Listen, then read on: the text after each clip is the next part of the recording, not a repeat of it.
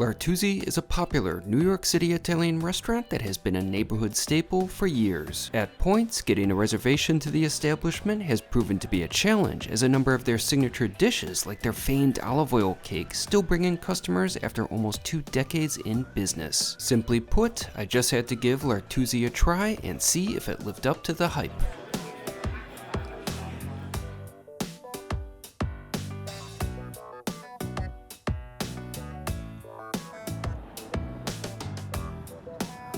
Beautiful day today here in New York City. Right now I'm along the Hudson River and I just finished up a lunch at a very popular and hyped up Italian restaurant known as L'Artusi. Now I've been meaning to go to L'Artusi for a while, but considering I just returned home from my trip to Vietnam, I felt like today was the perfect day. Regarding my trip, I had such a fantastic time in Vietnam. The sights I saw, the people I met, the memories I made, and the food I ate, it was nearly perfect. Now, I'm really looking forward to sharing some of my Vietnam experiences in future videos, but it feels good to be back here in NYC, although I did not miss these crazy inflated US prices. Ugh.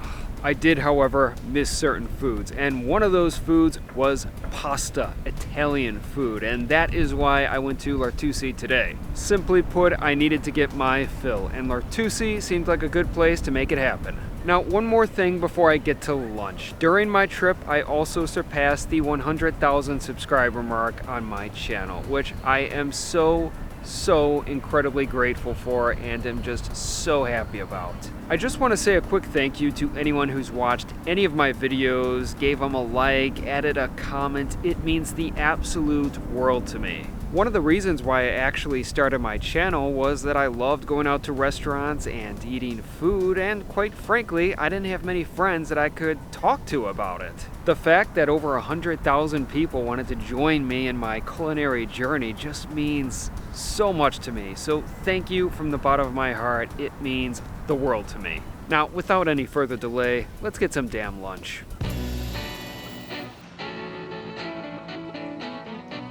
L'Artusi is located in Greenwich Village and was established back in 2008. The name of the restaurant is derived from Pellegrino Artusi, who is an Italian businessman and writer who is best known for his 1891 cookbook, which translates to Science in the Kitchen and the Art of Eating Well. Artusi is often credited as helping to establish a national Italian cuisine, as his writing took place not too long after the unification of Italy. Since opening, L'Artusi has remained a popular spot, and its success has led to a couple of spin-offs like Bartuzzi and Via Porta, which are located right around the corner from the original restaurant.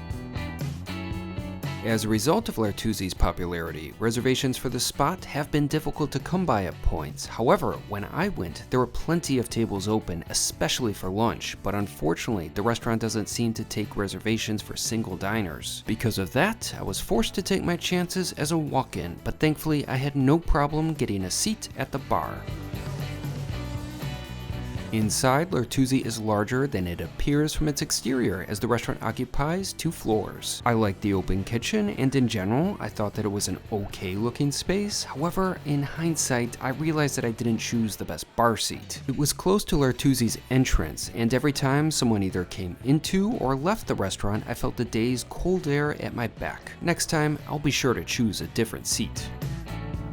Once I was settled, I began exploring the menu. L'Artusi serves traditional Italian cuisine with a modern spin to it, courtesy of executive chef Joe Vigorito, who in the past worked at other notable Italian restaurants like Lupa and Morandi. There were a number of interesting offerings, especially with regards to the pasta, and I wanted to try a lot, but unfortunately I can only eat so much. Next, I explored the beverage list. There was a selection of wines by the glass, with most of the offerings coming from Italy, but that day I was down for a cocktail. I decided to go with the Clementine Crush, which consisted of Caffo Clementine liqueur, Lillet Blanc, lemon, Haimont Black currant liqueur, and sparkling wine. That was a solid drink. If I had to describe it simply, I would call it a fun, sparkling orange juice. It just felt like a great summertime beverage, the perfect drink to be having poolside on a hot, sunny day. Although summer is indeed a ways away, but that cocktail certainly worked for that meal. Soon enough, I was presented with my appetizer, the Wagyu beef tartar. The dish consisted of a slice of toasted sourdough topped with beef of course, along with capers, mustard, chilies, shallots, and parsley. The bread was also sliced, which makes it a good starter for sharing. However, after taking a bite, I realized there was no way in hell that I would ever want to share that dish. It was just too good. The beef was luscious and flavorful, but it was all the other components of the course that really elevated the creation. In particular, I liked the pop of spice from the chilies. Plus, the tartare was well balanced and perfectly seasoned. The toast was on the mark as well, as it had the perfect and most satisfying crisp. Overall, that was an excellent starter, and while I actually wanted to try Lertusi's signature Wagyu carpaccio, that unfortunately is a dinner-only dish. In hindsight, however, I wasn't that upset because I loved that tartare. Next up was the pasta course. I went with the garganelli with a mushroom ragu and ricotta salata. The dish looked good, the portion size was adequate, and out of all the foods that I missed having in Vietnam, a proper plate of Italian pasta was one that I longed for the most, so I eagerly gave it a go, and I was not disappointed.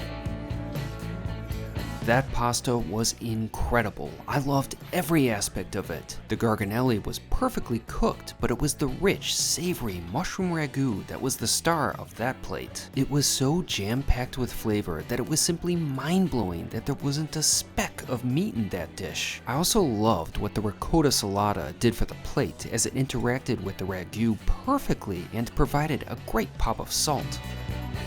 To put it simply, that was a top-tier pasta dish and the perfect course to satisfy my pasta craving. Although, I technically did have a couple of pastas in Vietnam. Believe it or not, both McDonald's and KFC have a spaghetti category on their menus. While their offerings were a bit strange, I actually enjoyed them for what they were, but they were obviously not anywhere near the quality of what I had at Lertusi.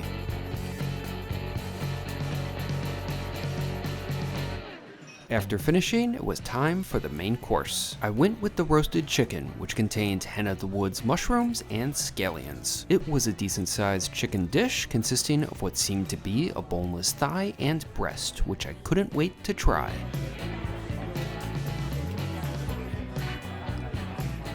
Now that was a fine chicken indeed. First off, the course was cooked perfectly. The meat was just so juicy and rich. Plus, the skin blanketing the chicken was on the mark, as it was well seasoned, which further enhanced the flavor of the meat. Plus, there was the luscious pool of sauce and jus, which lent the bird another welcomed level of flavor. Underneath the chicken were the mushrooms, which were also perfectly cooked and succulent. Altogether, that was one great chicken dish. Now, the roasted chicken may not sound like the most exciting main on Lertusi's menu. It's in essence a simple and straightforward creation, but it was done very well. Frankly, I was thoroughly satisfied with that course and felt that I made a fine choice getting that chicken. After finishing, it was time for dessert. Believe it or not, Lertusi has other sweet treats besides their legendary olive oil cake. Everything sounded good, but since it was my first time at the restaurant, I felt compelled to get the olive oil cake. The dish contained a golden raisin marmalada, Madeira, and whipped creme fraiche. No doubt about it, the cake looked good, and I was eager to see what all the hype was about. I sliced off a piece of cake, got all the elements together on my spoon, and gave it a go.